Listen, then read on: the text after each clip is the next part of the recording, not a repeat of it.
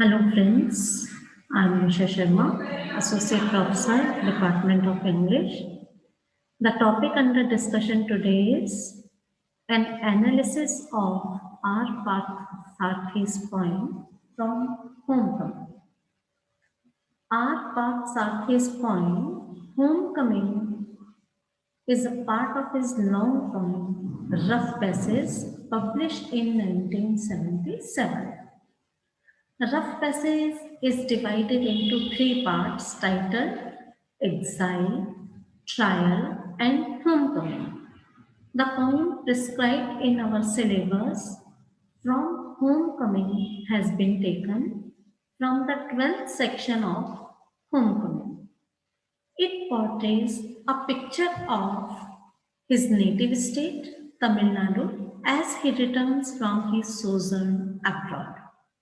He perceives a marked change in his native language.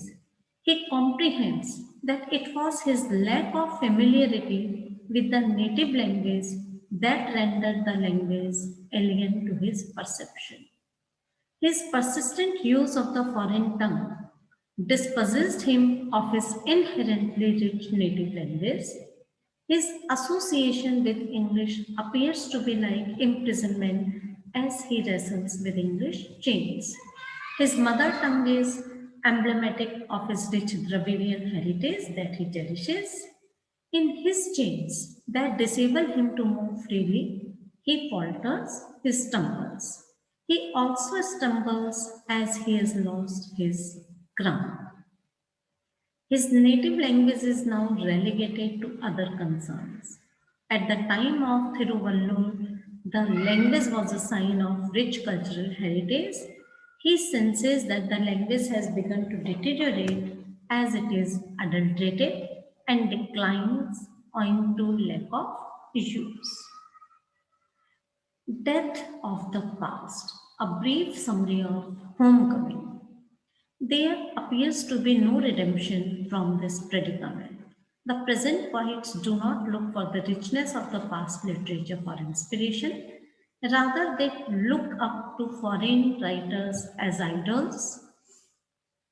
Genuine models thrive in their own roots, and native speakers must therefore refrain from imitating alien culture.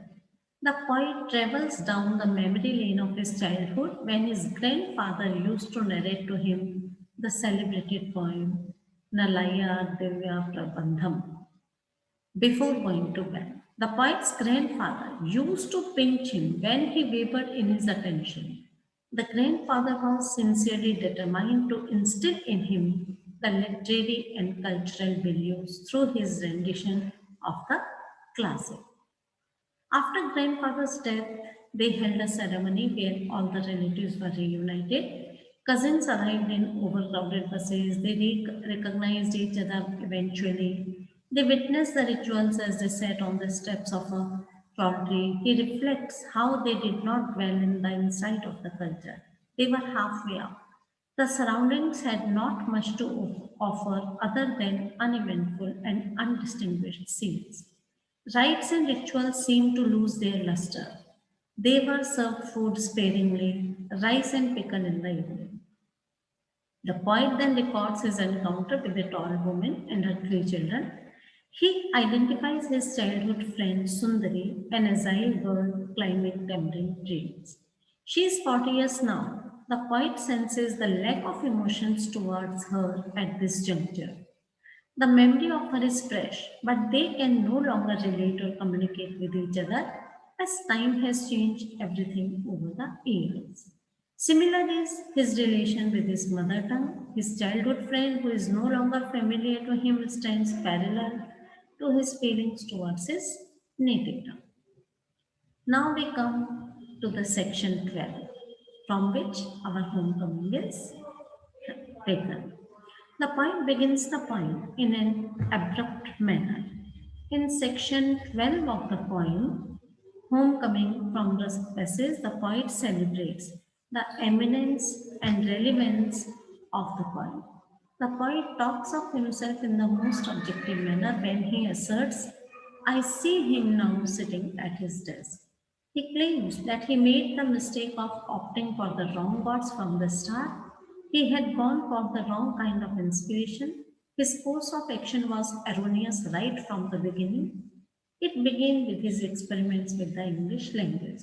It started when he set off to England for his English education. Another major obstacle to his career was his having got married. He states that he should have paid heed to the classical poets.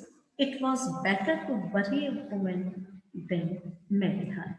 Now, as he has failed in his area of interest, namely poetry, he teaches. Parthasarthy seems to echo George Bernard Shaw, who said, "He who can does, he who cannot teaches." He teaches probably as he had learned from experience that poetry cannot provide him with a source of livelihood. He now tries to prove his mettle by reviewing verse written by others. In other words, circumstances had made him a critic. This label of being a critic had endowed him with invitations to conferences. It had taken him quite some time to realize that he had no talent and wondered how words flowed so easily. He substantiates this by claiming one can be articulate about nothing. Articulate as an adjective signifies spoken so as to be intelligible and also means expressed in articles or in separate items or particulars.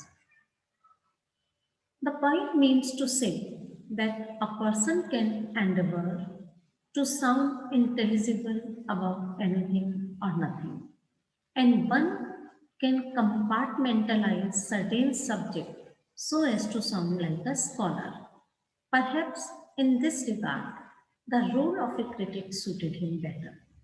He continues his self interrogation. Was it that his gods had left him? Was he left with no source of inspiration? Again, at this juncture, we understand what the poet meant by saying that he followed the wrong routes from the start. He had the wrong sources of stimulation. By pedaling his bicycle glasses, the poet implies the progress of his vision. Just as a bicycler pedals to move forward, the poet pedals to move his vision forward. As we go through the poem, one can discern a distinction between the I and the he. The I stands for the current role of the speaker in the present tense, that of a critic. The he shows the speaker in a mode of transition from the poet to the critic. The answer to the questions. What's it like to be a poet is answered by the speaker in uncertain terms. He first goes on to reprimand himself as a critic. In an act of vituperation, Parthasarthy terms the critic as the son of a witch who fattens himself on the flesh of dead birds.